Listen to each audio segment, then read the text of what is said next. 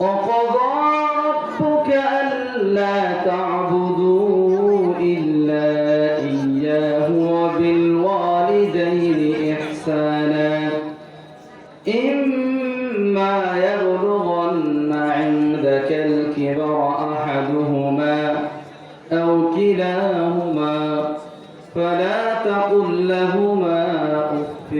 ولا تنهرهما وقل لهما قولا كريما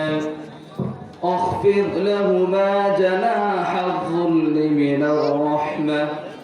وقل رب ارحمهما كما ربياني صغيرا. وعن أبي هريرة رضي الله تعالى عنه قال قال رسول الله صلى الله عليه وسلم قال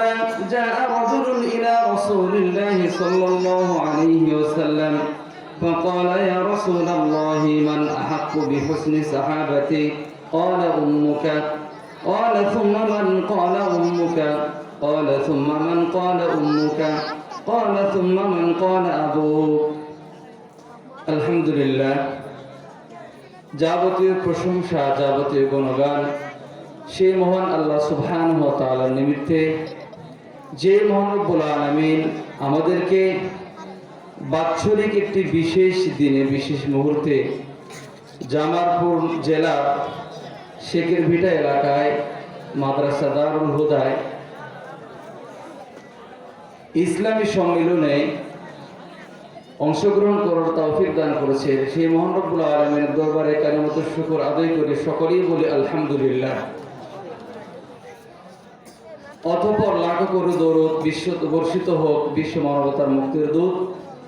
যার অক্লান্ত পরিশ্রমের কারণেই আজকে আমরা এই সুন্দর ধর্ম তথা ইসলাম ধর্ম পেয়েছি। সকলেই সেই মহান নেতার প্রতি দরুদ প্রেরণ করি, সকলেই বলি আল্লাহুম্মা সাল্লি আলাইহি আল্লাহুম্মা বারিক আলাইহি। অতঃপর মাদ্রাসা দারুল হাদিস মাদ্রাসা কমিটির উদ্যোগে